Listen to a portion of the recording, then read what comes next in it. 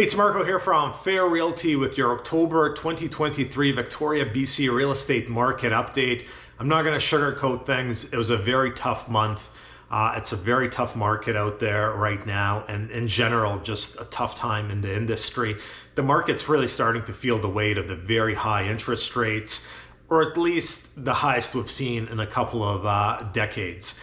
Let's get into the numbers. Sales. We had 407 sales for the month of October. This was down from last year. We had 480 sales in October last year, but keep in mind last year was already a very slow October. We actually had the slowest October we've had in over 10 years. Just a reference point, 2020, we had 990 sales in October, or 2.5 times the sales we had this October. Another reference point, we had 407 sales this October, and we have 1,650 licensed realtors with the Victoria Real Estate Board as of this morning. I'm not a mathematician, but that is not a very good ratio whatsoever. So on the whole, very slow sales. Inventory. Typically this time of year, inventory starts to reduce as people take their properties off the market heading into the holiday season and the new year. Different this time around. Inventory actually increased throughout the month of October, and we finished the month at 2,756 active listings. This is up from last year. 2021, we just had barely over 1,000 active listings. If you look at the stats I'm posting on this side of the screen, inventory is actually starting to creep up a bit, and I haven't said that in many years. New listings. I have not talked about this data point whatsoever at any length in the last 10 years when I do this market update every month. However, 1,100 new listings, you look at the data, it's only the second time in the last 10 years that we've had more than 1,000 new listings for the month of October, and we had 1,100. A number of those were attributed to condos that came to market downtown as a result of the short-term rental ban. A lot of the sellers have decided, okay, come May, we can't do short-term rentals anymore, so we're just going to sell. Approximately 30 units came to market as a result of that. However, even without those 30 units, we would have still been over 1,000 new listings, which makes me think the high interest rates are pushing more and more sellers to list their properties, which combined with the slow sales is starting to increase inventory. Let's get into the interesting numbers here. So single family home prices, the median was 1,125,000. This was down from September, down from August, down from July. If you look at the numbers, at this point, I'm gonna say it's somewhat conclusive that there's downward price pressure on single family home prices, not just based on the 1 month, the median dropping, but also what I'm seeing out there in the marketplace and the very slow sales. Simply, the market can only handle so much in terms of affordability, and interest rates, they're the highest they've been in 2 decades.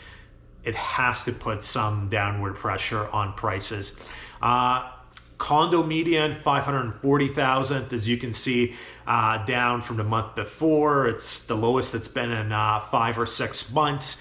The condo market's going to be very interesting going forward because you're going to have a lot of extra inventory coming onto market from all those sellers who are wishing to sell their units they were previously using as short-term rentals. There's also a lot of new projects that have been completed. A lot of people are trying to resell those units, some of them at optimistic prices.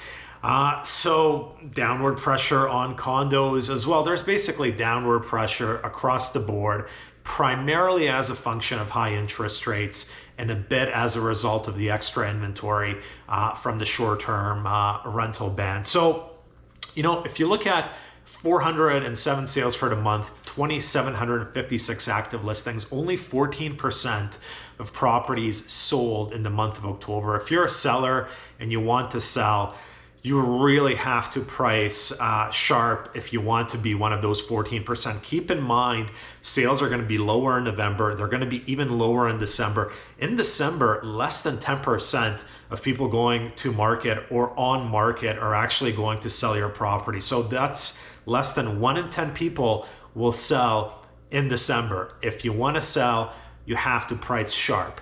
If you're a buyer right now, everyone just disappears. Things are not looking good. Buyers completely disappear. But in the next 1 to 6 months, there could actually be a lot of buying opportunities where you come across motivated sellers. They're willing to negotiate. You don't have to get into bidding wars. And if you can qualify, there might be an opportunity. But no one's going to buy.